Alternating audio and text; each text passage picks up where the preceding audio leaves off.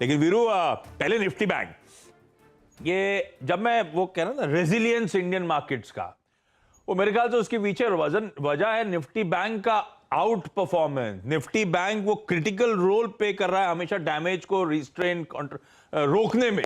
Even last week Nifty, ध्यान रखिएगा, week on week गिरा 19 पॉइंट, तो फ्लैट था निफ्टी, पर उसके सामने निफ्टी बैंक में 425 450 अंकों का उछाल, 1% प्लस के गेन्स थे। निफ्टी बैंक आउट परफॉर्म कर रहा है, एक शेड बेहतर है।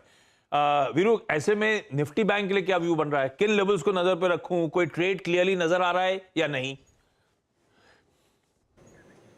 जय, देखिए आशीष, पहली बात तो ये है, यहाँ पे जिस तरीके से बैंकिंग स्टॉक फ्यूचर्स की प्लेसमेंट है उसको देख के लग ही नहीं रहा है कि बाजार में किसी प्रकार की दिक्कत है। मैं आपको बताता हूँ, कोटक महिंद्रा बैंक, अगेन शायद मैंने लास्ट वीक भी ये बात कही थी और फिर मेंशन करूंगा, नवंबर 2021 से लेकर अब तक की जो फॉलिंग चैनल है वो बाइसेक्ट होने को तैयार है अराउंड 1920।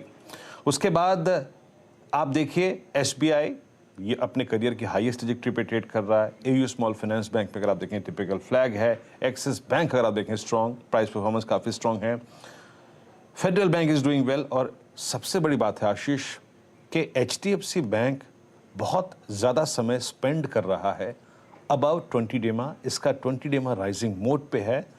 और एचडीएफसी बैंक में ना आशीष, बहुत दिनों बाद कुछ बड़े पॉजिटिव क्रॉसओवर्स, लाइकवाइज जैसे बताऊं मैं आपको, आपके 200 डे एक्सपोनेंशियल मूविंग एवरेज को आपका 50 day exponential moving average bisect कर रहा है ऊपर की तरफ। यहां पे इस बात का देखिए, it's not a by call, याद रखिएगा। इंडेक्स पे बात करते करते जरूरी हो जाता है कभी कभार स्टॉक्स का जिक्र करना, क्योंकि उनकी वेटेज काफी स्ट्रॉन्ग है। जब भी मैं इस शब्द का इस्तेमाल करूं, रिलायंस का या फिर H2 का या फिर B2 का, प्लीज माइंड कीजिए वो कोई बाय कॉल नहीं है, ये सिर्फ तथ्य है इंडेक्स के। अगर आप देखें बड़े कंट्रीब्यूटर के बाद, तो आशीष जब मैं बात कर रहा था ना, ये जानते हैं आशीष कब हो रहा है? ये बड़े समय बाद, ये बहुत समय बाद हो रहा है कि आपका 200 को 50 day exponential moving average bisect कर रहा है। ऐसा बाइसेक्ट इंडेक्स के एक हैवी वेट पे, एंड स्पेशली जिसने अब तक कंट्रीब्यूट नहीं किया आशीष, थोड़ा सा मायने रखता है। निफ्टी बैंक, बिल्कुल सही कहा आपने आशीष, ये in terms of percentage, in terms अगर आप देखें पॉइंट्स कंट्रीब्यूशन, अब तक बहुत स्ट्रांग है, स्टेबल है। अभी भी अगर आप देखें 39,500 की ट्रैजेक्टरी के नजदीक बंद हुआ। आइए जरा ऑप्शन राइटर्स लेके क्या कर रहे हैं यहाँ पे देखते हैं। 39,500 पे आशीष 18,72,000 का आउटस्टैंडिंग वाई, 7,43,000 कॉल यहाँ पे जुड़े। और नीचे पुट राइटर्स जहाँ पे सबसे स्ट्रांगली प्लेस्ड हैं वो है 38,000 की पुट, लेकिन हमें उससे सरोकार नहीं है। हमारा रिस्क रिवॉर्ड रेशो और हमारा एडवांटेज और हमारी जो रणनीति है वो आधारित है 39,000 पे, याद रखिएगा, जहाँ पे करीब 11,54,000 का आउटस्टैंडिंग वाई है।